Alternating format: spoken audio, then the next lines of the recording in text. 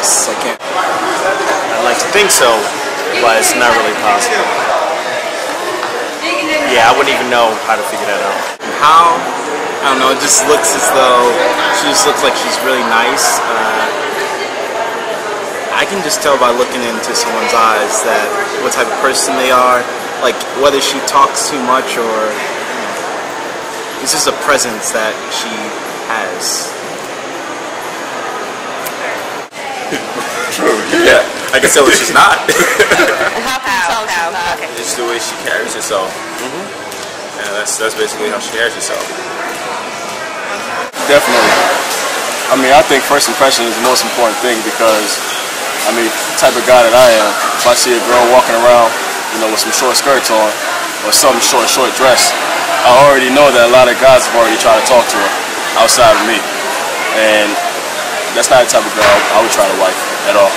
Never. I would say usually yes, you could. If she's basically how she presents herself, if she's out there showing that, hey, I got like little shorts on, I got a little shirt on, that might not be something you want to wife up. But like, if she's kind of cool, laid back, you never know.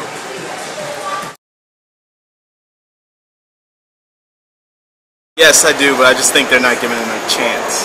Like, I think people go after the wrong type of men, and those people are normally the ones that everybody wants, so they sort of know this. And the people that are good just aren't given the chance. It's a lot of them. I think I'm one of them too. And where would you find these good black men? I would say, the first choice would be first answer would be maybe church and jobs that are a little more distinguished than the normal. You know what? I don't know, and I don't know if I don't really have an opinion on it because it's not anything that personally affects me. So I don't really think about it too much. Though I'll say that I don't think that all black dudes are horrible people, or are like the cornerstone for like a bad relationship or anything. Like if somebody was like, oh, my boyfriend treats me really bad, the first thing in my mind wouldn't be, oh, it's a black. Yes. One. Alright. So yeah, definitely. It's hard to find, I won't lie. But there are a couple. I do believe there is, but I mean, you're kind of part of your environment. A lot of black people don't really want to do that while they're young because they think it's something later on in life. But there's a few. I guess it depends. It depends how serious the relationship is. Yeah. I think so. Sometimes you might not be able to see something, or it might point something out to you. I don't know as far as changing facial, getting plastic surgery or something like that, but maybe clothes like what I wear, it might be outdated or not matching with my age. So if they gave me some suggestions and I agree with them, I would change for them. And would you Only if they would do the same for me. No. Okay. No. That would.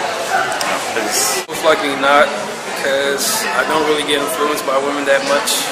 But if it's something that's considerably I can do it, then probably. If we're in a relationship, then I would want to make sure that she had what she wanted, so I would if she wanted it. Yeah, to a certain extent. I mean, if we're in a relationship, I feel like I'm responsible for that. I would. If that's all she cares about, then no, obviously not.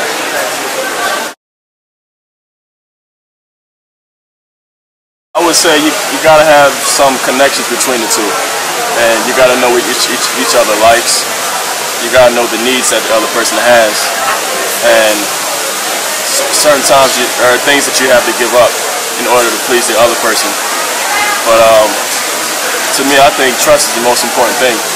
The question is, can you trust your spouse or your girlfriend when you're not around? And when you have that, when you have something good.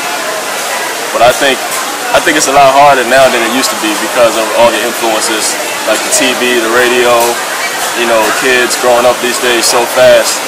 So it's not like it used to be.